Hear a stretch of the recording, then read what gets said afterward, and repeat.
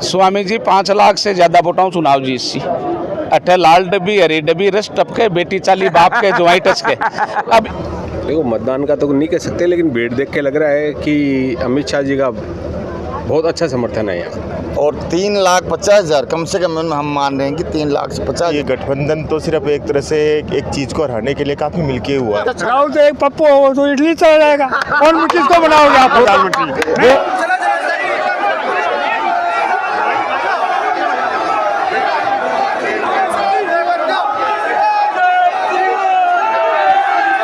देख रहे हैं शेखावाटी परिदृश्य और आपके साथ मोहम्मद हुसैन। शेखावाटी परिदृश्य की टीम आज सीकर जो शिक्षा नगरी के नाम से प्रसिद्ध है वहाँ पहुँची है। यहाँ शिक्षा नगरी में आज केंद्रीय मंत्री अमित शाह की रैली होने जा रही है, तो यहाँ पर हम बातचीत करेंगे भारतीय जनता पार्टी के जो कार्यकर्ता हैं उनसे बातचीत करेंगे कि वो किस तरह से इस रैली को देख रहे हैं और किस तरह से इस रैली का जो है वो लोकसभा चुनाव में 19 तारीख को असर होने वाला है। नमस्कार जी। नमस्कार जी।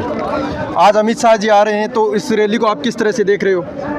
हम अमित शाह जी आ रहे हैं, इस रैली को इस तरीके से देख रहे हैं कि हिंदुस्तान 1 नंबर पे आ जाए। अच्छा, तो ये उत्सव है पब्लिक के। तो जैसे कि अभी 2 दिन पहले जो स्वामी जी है उनका एक वीडियो वायरल हुआ था जिसको लेके जाट बोर्डिंग की ओर किया था, कोई कमेंट किया था, उसको लेके काफ़ी विरोध हुआ था, तो उसके बारे में आपका क्या कहना है? नहीं, वो बिगर फालतू विरोध कर रहे हैं। ऐसा कोई शब्द नहीं किया स्वामी जी ने, ऐसा कोई हट जाओ। हाँ बोलिए।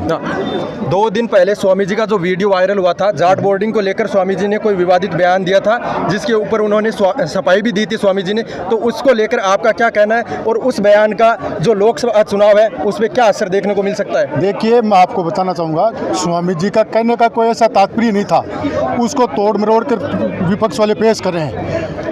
उन्होंने यहाँ तक भी कहा है कि जाट बोर्डिंग से मेरा कहना मतलब वहाँ से अच्छे लोग भी निकले हैं, जो अधिकारी भी बने हैं, नेता भी बने हैं, तो उस बात को आप उस तरह से क्यों देख रहे हैं? आप एक ही तरफ क्यों देख रहे हैं? इससे कोई तो फर्क पड़ने वाला नहीं है और आम जन के एक की मानसिकता है अब की बार 400 पार।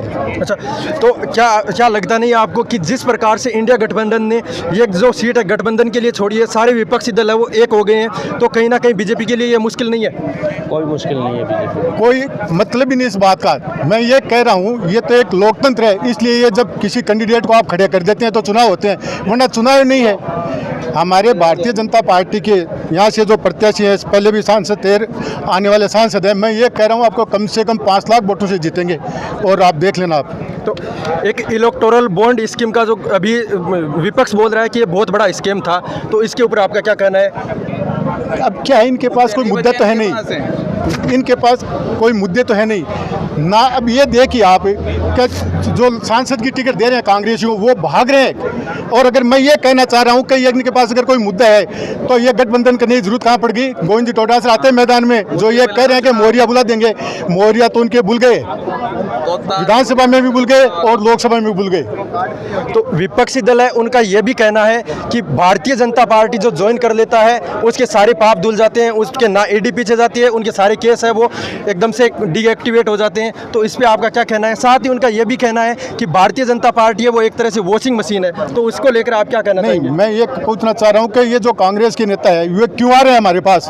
हम थोड़ी जा रहे हैं उनके पास, तो वो तो भारतीय जनता पार्टी से उनको भारतीय जनता पार्टी से भी तो जो नेता है वो जा रहे हैं ना, जैसे चूरू से राहुल कसवा जी है, तो आइए हम तो स्वागत करेंगे, कोई हमारे पार्टी में। राहुल कसवा जी ऐसे नहीं गए हैं। अच्छा, राहुल कसवा जी को तो टिकट नहीं मिली जब गए हैं, वो तो लगातार 2 बार वो तो सांसद रहे हैं 2 दफे। भारतीय जनता पार्टी क्या वजह रही होगी उनकी टिकट काटने के पीछे? कुछ आप कहना चाहोगे? वजह वो तो पार्टी का मसला है, वो तो कोई भी कर सकता है, पार्टी सबको मौका ये है कि मोदी जी का एक ही सपना है कि नई लीडरशिप तैयार की जाए, उस वजह से उनको 2 बार टिकट दे दी गई और 2 बार टिकट देने के बाद में मोदी जी ये चाह रहे थे कि नए लीडरशिप चूरू के अंदर तैयार हो। और आज झुंझुनू से जो कांग्रेस की टिकट मिली है कि ये तो मेरे को ज़बरदस्ती थोपी गई, कांग्रेस वालों के पास में कैंडिडेट नहीं है, वो चला के ये कह रहे हैं कि हमारे को तो ज़बरदस्ती मैदान में उतारा गया है कि आप लोग चुनाव लड़िए।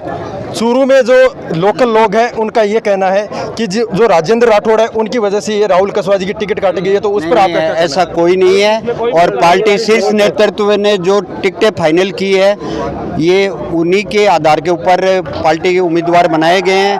जो न राजेंद्र राठौड़ का मामला है न कोई राजस्थान के प्रदेश अध्यक्ष का मामला है, ये ऊपर का हमारा शीर्ष नेतृत्व देखता है कि किसको टिकट देनी है, किसको टिकट नहीं देनी है। तो क्या लगता है कि भारतीय जनता पार्टी ये सीट शेखावाटी में जो विधानसभा सीट है उसमें जो बीजेपी को करारी हार का सामना करना पड़ा था, जैसे कि चूरू के अंदर जो 2 विधानसभा की सीटें निकल पाई थी, तो अब क्या लग पाता है कि शेखावाटी से ये तीनों की तीनों सीट सीकर, चूरू, झुंझुनू की है वो बीजेपी निकालने में कामयाब हो गई? आप शेखावाटी की क्यों बात कर रहे हो? राजस्थान की 25 की 25 सीटें हम लेके जाएंगे, 25 की 25 सीटें लेके जाएंगे। दूसरी बात कि भारतीय जनता पार्टी ने, मोदी जी की सरकार ने जो 370 का नासूर बना हुआ था, राम मंदिर का मुद्दा था, सभी आज जितने भी हिंदू सनातनी भाई है सभी मोदी जी के नाम पे वोट देंगे कि आगे 5 साल के अंदर देश का और विकास होगा। जिस भारत का 14वें नंबर पे नाम आता था, आज भारत 6-7वें नंबर के ऊपर आ रहा है। क्यों भाई? मोदी जी ने काम करके दिखाया तभी तो आ रहा है। विपक्षियों के पास में कोई ऐसा मुद्दा नहीं है कि आज हमारे बता दीजिए घोटाले, आज के 10 साल पीछे जाइए आप, कितने घोटाले हुए? 2G घोटाला उन्होंने किया, कोयला घोटाला उन्होंने किया। आज हमारी सरकार के ऊपर कोई एलिगेशन लगा के बता दीजिए कि मोदी जी की राज में ये हुआ है। तो विपक्ष का अभी ये कहना है कि जो बीजेपी ने इलेक्टोरल बॉन्ड स्कीम के तहत चंदा लिया था वो सबसे बड़ा घोटाला तो क्या कांग्रेस ने नहीं लिया? इलेक्टोरल बोर्ड के अंदर कांग्रेस को नहीं मिला था? उनका ये भी कहना है कि विपक्ष के पास में कोई मुद्दा ही नहीं है। साहब एक बात बताइए ना, उनकी तो हालत ये खराब हो गई है। राष्ट्र के अंदर 2024 के अंदर हम दोबारा सरकार बनाएंगे 400 प्लस के साथ में। तो जैसे कि जो अपने लक्ष्मणगढ़ से प्रदेश अध्यक्ष है, PCC चीफ है कांग्रेस की ओर से गोविंद सिंह जी डोटासरा, उनका कहना है कि अब की बार मौर्या बुला देंगे, कटका निकाल देंगे। तो मौर्या तो उनका बुलेगा, 4 जून को देख लेना, मौर्या तो उनका बुले जाएगा। वो डांस करते हुए फिर रहे हैं, मौर्या तो उनका बुलेगा। तो आज 5 विधायक उनके हैं तो लड़ते फिर चुनाव, क्यों गठबंधन के अंदर दी सीट को? तो गठबंधन तो ये इंडिया गठबंधन किया है, तो उसकी वजह से रणनीति के तहत ये सीट छोड़ी गई होगी। कुछ भी नहीं हुआ है। तो मौर्या तो आप देख लेना 4 जून को यहाँ किसका बुलता है मौर्या। हाँ जी, आपका क्या कहना है? मेरा तो यही कहना है कि मोदी जी और अमित शाह के जोड़ी के अंदर जो है वो 400 से ऊपर क्रॉस करके सरकार बनाएंगे। अच्छा, ईवीएम मशीन से कांग्रेस का हाथ ही साफ कर दिया इन्होंने। तो विपक्ष तो ये भी बोल रहा है कि ईवीएम में आज भी ईवीएम से की बजाय बैलेट पेपर से वोटिंग करवा दो, पता चल जाएगा कि तो ये जब इनकी सरकार बनती है, अशोक वसुंधरा जी के टाइम पे इन्होंने बोला था, राजस्थान में कांग्रेस की सरकार बनी थी तो उस वक्त में ईवीएम मशीन नहीं थी। उस वक्त में क्यों नहीं बोले इन्होंने कि ईवीएम में गलत है? तो हमने स्वीकार किया ना, उनकी सरकार आई है, 5 साल चला के गए हैं अशोक जी गहलोत, और आज क्यों वे विरोध कर रहे हैं ईवीएम का? जो ये अमित शाह जी की हो रही है उसको आप किस तरीके से देख पा रहे हो? क्या लग रहा है कि इस बार जो स्वामी जी है वो सीट निकालने में कामयाब हो पाएंगे? स्वामी जी 5 लाख से ज्यादा वोटां चुनाव जीत सी। अठे लाल डब्बी हरी डब्बी रस टपके बेटी चाली बाप के जुआई टच के। अब इके मायने हारसी तो अमरा राम जी और दर्द गोविंद सिंह जी के उसी। आप ये मान के चलो 5 लाख से अधिक वोटों से स्वामी सुबेदानंद सरस्वती जीत चुके, ये मानो।